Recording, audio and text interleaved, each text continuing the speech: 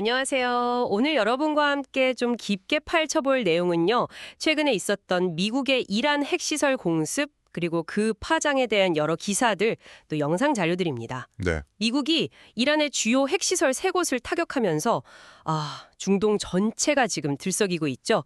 트럼프 대통령은 매우 성공적인 공격이다, 이렇게 평가하면서 핵시설 완전 파괴까지 언급을 했어요. 네, 그렇습니다. 이게 뭐랄까 중동 정세의 판을 아주 크게 흔드는 사건인데요. 이번 시간에는 이 공습이 그럼 왜 일어났는지, 그리고 당장 우리 경제나 국제사회에 미칠 영향들 이런 것들을 자료들의 핵심 내용을 중심으로 좀 짚어보겠습니다. 네, 우선 그럼 미국의 공습 자체부터 좀 보죠.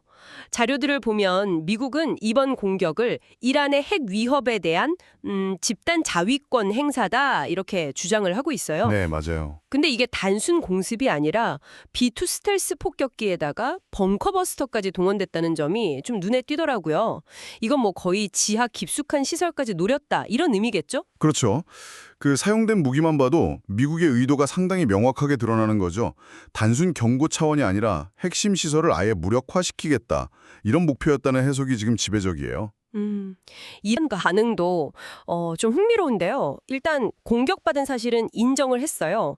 그러면서도 핵 활동은 중단 안 한다. 그리고 시설은 이미 안전한 곳으로 대피시켰다. 이렇게 또 맞받아치고 있고요. 아, 그랬군요. 네, 최고 지도자는 바로 이스라엘 응징하겠다 이렇게 예고했고 실제로 미사일 공격까지 감행을 했죠. 그런데 또 동시에 이란 외무장관은 침략이 멈추면 우리 대응도 멈춘다. 이런 식의 메시지를 내놨단 말이에요. 이건 좀 강경 일변도에서 살짝 발을 빼는 듯한 모습인데 어떻게 봐야 할까요? 이게 정말 진정 국면으로 가려는 신호일까요? 아니면 다른 의도가 있는 걸까요? 그게 바로 지금 가장 중요한 질문인 것 같습니다. 자료들도 보면 이 발언이 추가 확전을 좀 피하려는 제스처일 수 있다. 이렇게 분석은 하면서도 여전히 예측은 불가능하다. 이렇게 지적을 하고 있어요. 그렇군요. 당장 유엔 안보리에서는 미국이랑 이란이 그냥 정면으로 부딪혔잖아요. 이란은 국제법 위반이다. 미국은 아니다. 핵위협 제거 위한 조치였다. 이렇게 평행선만 달렸고요. 여기에 또 북한까지 좀 이례적이긴 한데 미국을 강력 규탄하고 나선 것도 하나의 변수가 될 수 있겠죠. 정말 복잡하게 얽혀 있네요.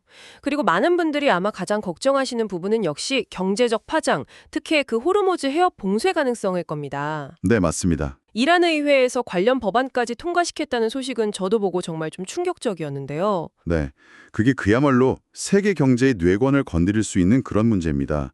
자료에 따르면 JP모건 같은 곳에서는요.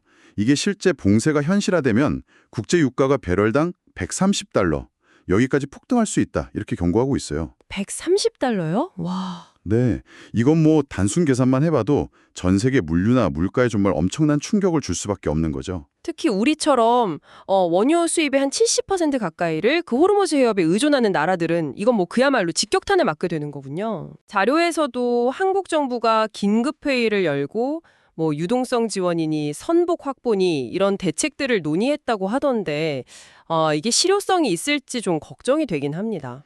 네, 정부 대응도 물론 중요한데요. 근본적으로는 해협이 막히는 그 상황 자체를 피해야 하는 거죠.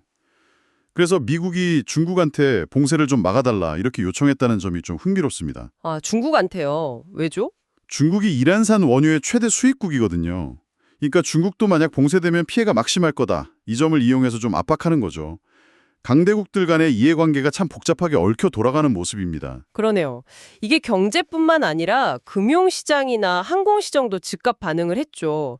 그 비트코인 가격이 공습 소식 나오자마자 10만 달러 아래로 그냥 뚝 떨어졌다는 뉴스가 막 쏟아졌어요. 네네. 위험자산 회피 심리가 아주 극명하게 드러난 사례 같아요. 정확합니다. 가상화폐 시장뿐만 아니라요. 그 싱가포르 항공이나 에어프랑스 같은 주요 항공사들이 중동 노선 운항을 아예 중단하거나 아니면 우회하고 있습니다. 이게 단순히 충돌 위험 때문만이 아니고요. 유가가 급등하면 항공유 비용 부담이 커지잖아요. 이것도 상당히 큰 원인으로 그렇게 보고 있죠. 네. 자, 그럼 정리를 좀 해보면요.